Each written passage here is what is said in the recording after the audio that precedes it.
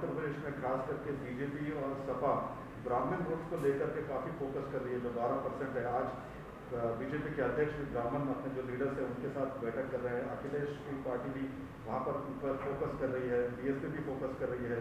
तो कितना फ्रैगमेंटेड जो है इलेक्शन कैंपेनिंग आपको लग रहा है? नहीं, फ्रैगमेंटेड नहीं है। आपने सही कहा कि अखिलेश यादव और बीजेपी और बीएसपी हमारे ब्राह्मण भाइयों के वोटों के लिए पूरी कोशिश कर रही है, मगर देखिए इन तमाम में कॉमन फैक्टर है कि सिवाय 19% उत्तर प्रदेश के मुसलमानों के सब कास्ट और बरादरियों के ऊपर मेहनत की जा रही है, और 19% मुसलमानों को इन तमाम पार्टीज़ ने यतीम और लाचार बनाकर छोड़ दिया है और इनके कोई वोट की अहमियत नहीं रही। तो यही बात हम उत्तर प्रदेश के मुस्लिम माइनॉरिटी को बता रहे हैं कि भाई आपकी कोई लीडरशिप को आपको पैदा करना पड़ेगा। आपकी वोट की अहमियत उस वक्त लोगों को मालूम होगी जब आप अपनी लीडरशिप को बनाएंगे। जो ये पॉलिटिकल पार्टीज़ कभी भी इस बात को मानने के लिए तैयार नहीं, ना इस चीज़ की कोशिश करेंगे कि उत्तर प्रदेश के 19% मुसलमानों को उनका हिस्सा मिले और उनकी एक लीडरशिप बने। उनके दरमियान में से एक नहीं बल्कि कई नेता निकले जो मुस्लिम माइनॉरिटी के जस्टिस के लिए काम कर सके। और दूसरी बात सर, कल गृह मंत्री ने कहा था कि जो अगर सपा या बसपा की सरकार आती है तो राम मंदिर जो है वहाँ पर नहीं बनाएंगे।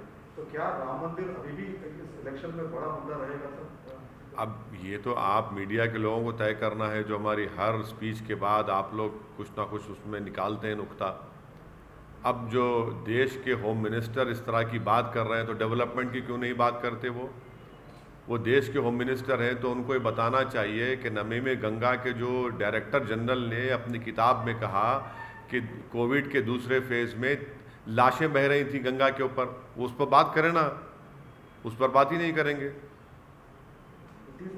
अखिलेश ये हरिद्वार के मुद्दे को लेकर के, हालांकि वहाँ पर एफआईआर हुए हैं सर, लेकिन आप लगातार ट्वीट कर रहे हैं कि अखिलेश यादव क्यों चुप्पी साधे हैं। तो क्या लगता है कि उनका स्ट्रेटेजी क्या है, क्यों वो? देखिए, जितने पॉलिटिकल पार्टीज़ हैं भारत में जो भारत के संविधान पर यकीन करते हैं, जो एनार्की पर नहीं रूल ऑफ लॉ पर भरोसा करते हैं, उन तमाम पॉलिटिकल पार्टीज़ को अपनी खामोशी को तोड़ना पड़ेगा।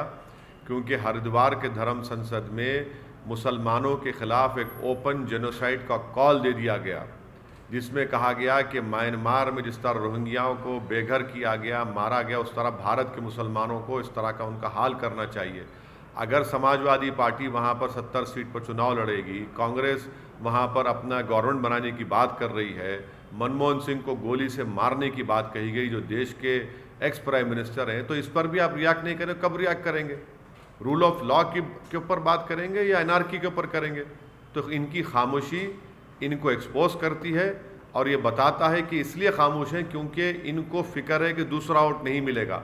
मगर यहाँ पर वोट की नहीं, यहाँ पर जेनोसाइड का कॉल दिया जा रहा है। मगर अच्छा है, देश देख रहा है इन पॉलिटिकल पार्टीज़ को, चाहे समाजवादी और कांग्रेस हो, कैसे वो लोग खामोश बैठे। और उत्तराखंड में बीजेपी की सरकार के आशीर्वाद और पूरी सपोर्ट पर इस तरह के धर्म संसद हुआ। उन्हीं की सपोर्ट पर, उन्हीं की ईमा पर, उन्हीं की पूरी सपोर्ट के ऊपर इस तरह की बातें की गई। सिर्फ एफआईआर इशू करने से नहीं होता, उनको गिरफ्तार करना चाहिए। ये तमाम ऑर्गेनाइजेशंस को यूएपीए के तहत बैन करना चाहिए, तभी जाकर रोक लगेगा, वरना ओपन कॉल फॉर जेनोसाइड किया जा रहा है भारत के मुसलमानों के बारे में। आखिरी सवाल, एमआईएम आप हर हफ्ते लगातार यूपी में जा रहे हैं, ज़्यादा फोकस कर रहे हैं और 100 सीटों पर चुनाव लड़ने का भी ऐलान आप कर रहे हैं, तो क्या नज़र आता है माहौल वहाँ का सर? देखिए, जहाँ तक मेरी बात है, मैं अपने तमाम पार्टी के ज़िम्मेदारों के साथ, पार्टी के अरकान कार्यकर्ता के साथ, हम सब लोग मिलकर मेहनत कर रहे हैं। हमारे हाथ में मेहनत करना है, जुस्तजू करना है, अच्छे फैसले लेना है। आगे इंशाअल्लाह ताला अल्लाह सुब्हाना व तआला उत्तर प्रदेश की जनता के दिलों में मोहब्बत डालेगा और वो वोट में तब्दील होगा।